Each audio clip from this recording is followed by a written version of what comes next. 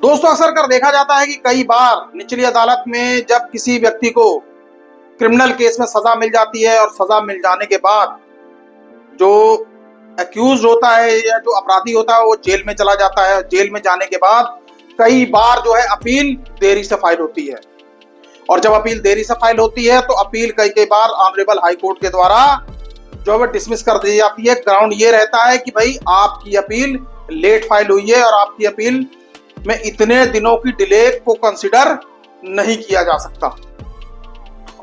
लेकिन दोस्तों ऐसे मामले जब ऑनरेबल सुप्रीम कोर्ट में जाते हैं तो ऑनरेबल सुप्रीम कोर्ट का नजरिया कुछ और ही होता है।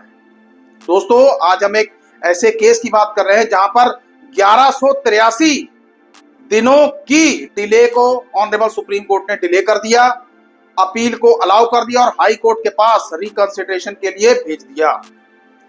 क्या है मामला, इस केस में ऑनरेबल सुप्रीम कोर्ट ने क्या किया, क्या तथ्य थे और दोस्तों किस तरीके से ऑनरेबल सुप्रीम कोर्ट ने हाई कोर्ट के ऑर्डर को सेट असाइड किया। तो दोस्तों केस पूरा ध्यान से देखिए, वीडियो पूरा ध्यान से देखिए, क्योंकि ये वीडियो जो नए नए वकील साहब हैं, ऐसे लोग जो जिनके परिजन जेलों में बंद है और लंबी सजा काट रहे हैं, उनके लिए तो ज्यादा बहुत महत्वपूर्ण है दोस्तों।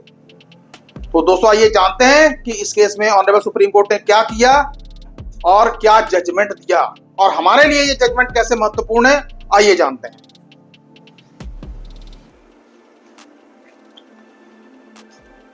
दोस्तों आज हम जिस केस के बारे में बात करने वाले हैं उस केस का नाम है Nadeem Ahmed versus state of West Bengal. दोस्तों मामला क्या था, मामला जो था ऑनरेबल सुप्रीम कोर्ट में आया और साइटेशन नंबर है इस केस का 2025 INSC 993 और जो इस केस का जो फैसला था 5 अगस्त 2025 को सुप्रीम कोर्ट द्वारा दिया। दोस्तों जो जजेस की बेंच थी जस्टिस अरविंद कुमार और जस्टिस संदीप मेहता।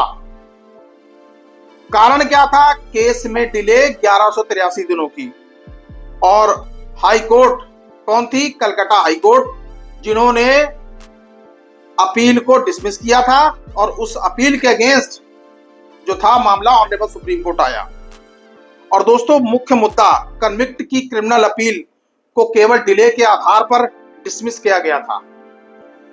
अब दोस्तों ऑनरेबल सुप्रीम कोर्ट ने क्या निष्कर्ष दिया। दोस्तों सबसे पहले ऑनरेबल सुप्रीम कोर्ट ने यह कहा कि अपीलेंट लगातार कस्टडी में था और फाइनेंशियल कंस्ट्रेंट थे, इसलिए हाई कोर्ट को डिले कंडोन करके अपील को मेरिट के आधार पर सुनना चाहिए था।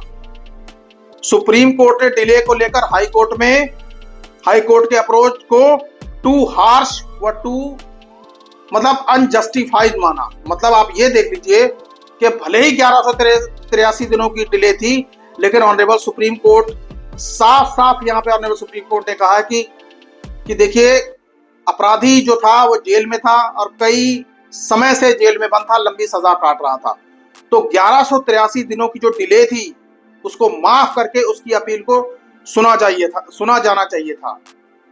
और दोस्तों ऑनरेबल हाई कोर्ट ने जो फैसला दिया था उससे ऑनरेबल सुप्रीम कोर्ट बिल्कुल भी सहमत नहीं था। ऑनरेबल सुप्रीम कोर्ट ने साफ साफ कह दिया कि भाई फाइनेंशियल क्राइसिस के कारण जो डिले हुई है उस डिले को ऑनरेबल हाई कोर्ट को जो था वो कंडोन कर देना चाहिए था, लेकिन ऑनरेबल हाई कोर्ट ने ऐसा नहीं किया। तो दोस्तों ऑनरेबल हाई कोर्ट के इस फैसले के खिलाफ जब मामला सुप्रीम कोर्ट में आया तो सुप्रीम कोर्ट ने सीधी तल्ख टिप्पणी देते हुए हाई कोर्ट के आदेश को सेट असाइड कर दिया और मामले को फ्रेश कंसिडरेशन के लिए वापस हाई कोर्ट भेज दिया। और दोस्तों साफ सी बात है यहां पर कि जो 1183 दिनों की जो डिले थी उसको कंडोन कर दिया। मतलब जो हाई कोर्ट ये कह रही थी कि भैया डिले कंडोन नहीं होगी, लेकिन सुप्रीम कोर्ट ने कहा होगी।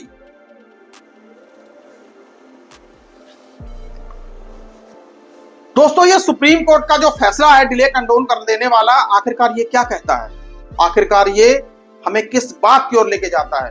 दोस्तों ऑनरेबल सुप्रीम कोर्ट का ये जो फैसला है वो हमें ये बताता है कि देखिए अगर किसी क्रिमिनल केस में किसी व्यक्ति को सजा हुई है तो महज डिले के आधार पर उस केस को आप खारिज नहीं कर सकते। मामले को मेरिट के आधार पर सुना जाना चाहिए, देखा जाना चाहिए, क्योंकि दोस्तों सीधी सीधी बात है, हमारे देश का संविधान भी कहता है कि हर व्यक्ति के अधिकार समान है, सबको समान सुनवाई का अवसर मिलना चाहिए दोस्तों, और यही हमारे देश की अदालतें करती आ रही हैं दोस्तों। तो कंडोनेशन ऑफ डिले के बेसिस के ऊपर किसी की अपील खारिज नहीं की जा सकती दोस्तों, यही ऑनरेबल सुप्रीम कोर्ट का मैसेज था। तो दोस्तों अगर आपके परिजन किसी केस में जेल में बंद है और आप अभी तक अपील फाइल नहीं कर पाए हैं तो ये जजमेंट आप लोगों के लिए बहुत महत्वपूर्ण है दोस्तों। ये जजमेंट उन लोगों के लिए भी बहुत महत्वपूर्ण है जो नए नए एडवोकेट्स हैं, जो क्रिमिनल केसेस लड़ते हैं हाई कोर्ट्स में या डिस्ट्रिक्ट कोर्ट्स में, उनके लिए तो बहुत महत्वपूर्ण है। बहुत कुछ इस जजमेंट से उनको सीखने को मिल सकता है दोस्तों। खैर दोस्तों, आज के लिए बस इतना ही। एडवोकेट राजेश कुमार को दीजिए इजाजत। सुखी रहिए, स्वस्थ रहिए। जय हिंद, जय भारत।